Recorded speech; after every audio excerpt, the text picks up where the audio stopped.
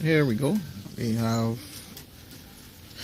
a little chicken coop with an automatic chicken feeder. Feed is stored in there and runs down and goes inside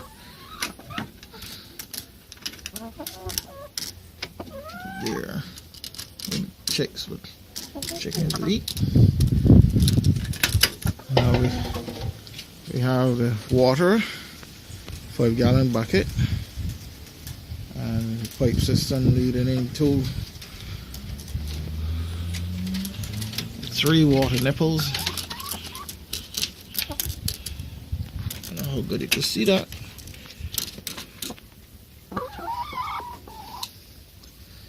Chickens there drinking.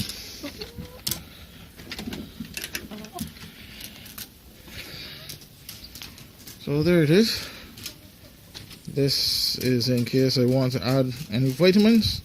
I will lock it off there when it's stopped, allowing the chickens are not contaminating anymore the water. When they're finished with their vitamins, then I will just release, and I will have clean water continuing to go down.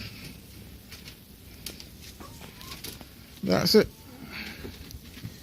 Automatic feeder, automatic water.